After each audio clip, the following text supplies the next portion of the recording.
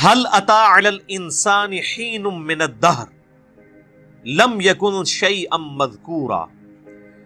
بے شک انسان پہ زمانے میں ایسا وقت بھی گزرا ہے جبکہ وہ کوئی قابل ذکر شے نہ تھا.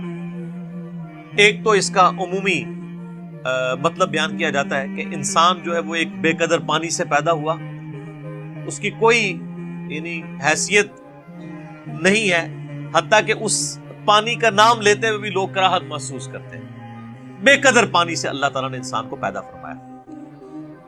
تو ایک وقت انسان پہ ایسا گزرا ہے کہ جب چاہے وہ یعنی اپنے باپ کی پشت میں تھا یا اس کے بعد رحم مادر میں ٹرانسفر ہوا، پھر اس کے بعد ایک ایمبریو کی شکل میں، ایک جنین کی شکل میں اس نے پرورش پائی. وہ ایک حقیر چیز تھی، نہ تو اس کے اعضاء نمایاں تھے، نہ اس کے اندر وہ ساری کوالٹیز تھیں جو اللہ تبارک و تعالیٰ نے بعد میں اسے عطا فرمائی. آپ دیکھیں دنیا میں بڑے سے بڑا انسان بھی ہونا، اس کی اصل یہی ہے کہ اس کی پیدائش اس بے قدر پانی سے ہوئی ہے. چاہے کوئی پیغمبر ہے، چاہے کوئی بڑے سے بڑا فلاسفر ہے، چاہے کوئی بہت بڑا جو ہے وہ بادشاہ ہے، چاہے کوئی بہت بڑا سپہ سالار ہے، بہت کوئی بڑا جنگجو ہے، سب کی سب کی اصل جو ہے وہ بے قدر پانی ہے.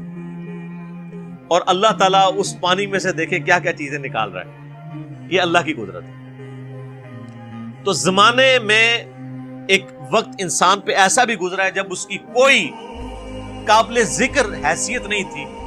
پھر اس کے بعد اللہ تعالیٰ نے اسے جو ہے وہ آزاد دیے اور ایک مکمل انسان بنا کر جو ہے روئے عرض پہ نکالا. اور پھر جب وہ نکلا بھی اس وقت بھی وہ محتاج تھا اپنے ماں باپ کا. سب سے زیادہ محتاج انسان کا بچہ ہوتا ہے. بلی کے چھوٹے سے بچے کو بھی آپ ٹیبل پہ رکھ دینا تو نیچے نہیں گرے گا، اپنے آپ کو روکنے کی کوشش کرے گا. لیکن انسان کا بچہ تھوڑا بڑا بھی ہو جاتا ہے، اس کی حفاظت کرنی پڑتی ہے. اسی لیے ماں باپ کے ساتھ اس نے سلوک کا ذکر جو ہے وہ انسانوں کے لیے ہے. کہیں جانوروں کے بارے میں آپ کو یہ چیز نہیں ملے گی. اللہ تعالیٰ نے کو پیدا ہوتے ہی انڈیپینڈنٹ بنایا ہے.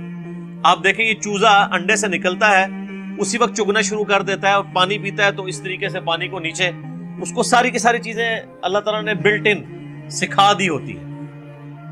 یہ اس کی یعنی جبلت کے اندر، انسٹنکٹ کے اندر یہ چیزیں داخل کر دی. مگر مچھ دیکھیں اس روئے عرض پہ چند آپ سمجھ لیں طاقتور ترین جانوروں میں سے ایک جانور، اس کے جو جبڑا بند کرنے کی طاقت ہے وہ 3000 پاؤنڈ ہے.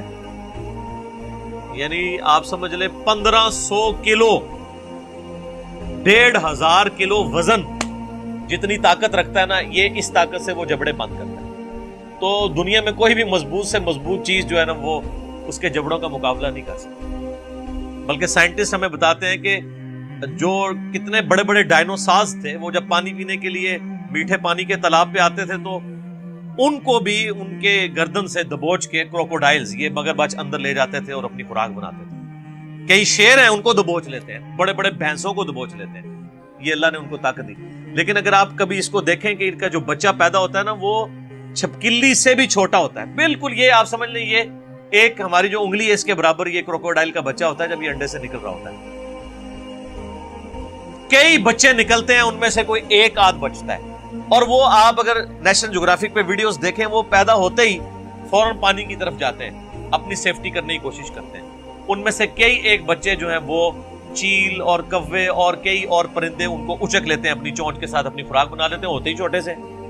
یہ اتنا بڑا تو بہت بعد میں بنتا ہے. تو یہ اللہ تعالیٰ ہے جو بے قدر چیزوں سے کیا کچھ پیدا کرتا ہے. انسان جو اللہ تعالیٰ کی کریشن کا کلائمیکس ہے، اس کے بارے میں اللہ فرماتا ہے کہ اس پہ بھی ایک بہت عرصہ ایسا گزرا ہے کہ بے قدر یہ چیز تھا، اس کی کوئی حیثیت نہیں تھی. اور ایک اس کا انٹلیکچوئلز کے ہاں اس کی تفصیل یوں کی جاتی ہے کہ انسان کو اللہ تعالیٰ نے پہلے جو پیدا فرمایا تھا وہ روحوں کی شکل میں پیدا فرمایا تھا. پھر وہ ایک ڈورمنٹ پوزیشن انسان کے اندر، یعنی اللہ تعالیٰ نے ان روحوں کو کسی اپنی سٹوریج کے اندر رکھ دیا. پھر اسی اعتبار سے ڈیسائیڈ کیا کہ کس نے کس وقت پیدا ہونا ہے، اس کی روح اس میں داخل کی. تو وہ جو ایک بہت بڑا عرصہ تھا جس میں انسان روحانی طور پہ ایگزسٹ کرتا تھا لیکن اس کے پاس جسم نہیں تھا، وہ بھی ایک ایسا پیریڈ ہے جو کہ ہم عموماً ذکر نہیں کرتے، نہ ہمیں اس طریقے سے وہ یاد ہے. اللہ تعالیٰ نے ہماری روحوں سے عہد لیا تھا الست بربکم، سب روحوں نے کہا تھا قالوا بلا، لیکن ہمیں وہ چیز یاد نہیں ہے، لیکن ہم پہ وہ پیریڈ گزرا ہے۔ تو وہ بھی ایک ایسا پیریڈ تھا کہ جب انسان کو اپنی حیثیت کا اندازہ نہیں تھا، تا وقت کہ انسان کو اللہ تعالیٰ نے جسم عطا فرمایا۔ اس کو سپورٹیو وہ حدیث بھی ہے جو جامعہ ترمذی میں صحیح سند کے ساتھ موجود ہے، مسند احمد میں بھی صحیح سند کے ساتھ ہے، دلائل النبوہ امام بیہقی کی کتاب میں بھی صحیح سند کے ساتھ ہے، مشکات المصابیح میں بھی تیسری جلد میں آپ کو اللہ کے محبوب صلی اللہ علیہ وآلہ وسلم کے فضائل کے چیپٹر میں مل جائے گی کہ صحابہ کرام نے پوچھا اے اللہ کے نبی صلی اللہ علیہ وآلہ وسلم آپ پہ نبوت کب واجب ہوئی، کب آپ نبی بنائے گئے؟ تو آپ نے فرمایا کہ میں اس وقت بھی اللہ کے ہاں خاتم النبیین لکھا ہوا تھا جبکہ ابھی آدم علیہ السلام روح اور جسم کے درمیان تھے، ایک روایت میں آتا ہے مٹی اور پانی کے درمیان تھے، میں اللہ کے ہاں اس وقت بھی خاتم النبیین لکھا ہوا تھا۔ یعنی اللہ کے ڈیوائن علم میں اللہ کے پاس تو روحیں موجود ہے نا، اللہ نے پہلے ہی ڈیسائیڈ کر لیا بھائی اس روح نے محمد رسول اللہ بننا ہے، اس روح نے فرعون بننا ہے، اس نے موسیٰ بننا ہے، اس نے ابو جہل بننا ہے۔ اللہ کو تو پتا ہے اپنے ڈیوائن علم کی وجہ سے۔ تو وہ ایک جو پیریڈ ہے وہ ہمیں یاد نہیں ہے، اس وقت ہم کوئی قابل ذکر شے نہیں تھا، جب تک کہ دیکھیں جب تک فرعون دنیا میں آیا نہیں ہے اس وقت تک اس کی فرعونیت سے لوگ انٹروڈیوس تو نہیں ہوئے، اللہ کے ہاں تو وہ روح کی شکل میں موجود تھا۔ تو وہ والا بھی ایک پیریڈ ہو سکتا ہے۔ دو معنی ہو گئے، اور ایک تیسرا معنی ہے جو لوگ ایوولوشن کے قائل ہیں، ارتقاء کے۔ ایک ارتقاء وہ ہے جو ڈارونزم والا ہے کہ انسان جو ہے وہ جانوروں کی اولاد ہے یا چمپینزی کی اولاد ہے، یہ تو ٹوٹلی ایک حرام عقیدہ ہے، کفری عقیدہ ہے۔ مسلمانوں کے ہاں بھی ارتقاء اس حوالے سے پایا جاتا ہے، میرا اس کے اوپر یوٹیوب پہ کلپ بھی ہے، بخاری اور مسلم کی متفق علیہ حدیث ہے کہ نبی علیہ السلام نے فرمایا کہ جب آدم علیہ السلام کو اللہ تعالیٰ نے پیدا فرمایا تو ان کا قد جو ہے وہ 60 ہاتھ تھا، پھر آہستہ آہستہ قد کم ہوتے چلے گئے۔ تو اتنی ایوولوشن تو نبی علیہ السلام بھی بیان فرما رہے ہیں کہ تبدیلی انسانوں کے اندر آئی ہے۔ اب جو لوگ قرآن پاک سے اس ایوولوشن کو، جو ڈارون کی ایوولوشن نہیں ہے بلکہ جو کتاب و سنت میں فٹ ان بیٹھتی ہے، جس طرح کہ سورہ آل عمران میں بھی آتا ہے کہ ہم نے حضرت آدم علیہ السلام کو چن لیا، اور اسی طریقے سے سیدنا عمران کے بارے میں آتا ہے ان کی اولاد کو ان کو چن لیا، یعنی نبوت کے لیے۔ تو وہ کہتے ہیں آدم علیہ السلام کو بھی اللہ نے چنا ہے۔ تو چناؤ اسی وقت ہوتا ہے جب ایک سے زیادہ آدم ایگزسٹ کرتے ہوں، ان میں سے کسی ایک کو چن کے اللہ تعالیٰ نے ہمارا جد امجد بنا دیا اور اس کو ایسا سلیکٹ کیا کہ اس سے آگے نسل چلائی۔ تو وہ بھی ان آیات سے، یہ میں آپ کو اسکول آف تھاٹ بتا رہا ہوں، میں یہ نہیں کہہ رہا کہ یہ عقیدہ ہے، جو ایگریڈ اپون عقائد ہیں وہ تو پہلے دو ہی ہیں، لیکن یہ بھی جو لوگ ان معاملات میں قائل ہیں وہ اس سے لیتے ہیں کہ انسان پہ ایک بہت بڑا پیریڈ ایسا بھی گزرا ہے جب تک کہ وہ اللہ تعالیٰ نے آدم علیہ السلام کو اس طریقے سے ایوالو نہیں کیا تھا۔ انسان تو آباد تھے دنیا میں، لیکن انہی میں سے پھر ایک کو چنا خاص طور پہ، حضرت آدم علیہ السلام کو، ان میں اپنی روح پھونکی۔ پہلے ایک زندگی تو تھی، آپ دیکھیں جانوروں میں بھی زندگی ہے لیکن روح نہیں ہے، بندر کے اندر روح نہیں ہے، زندگی ہے۔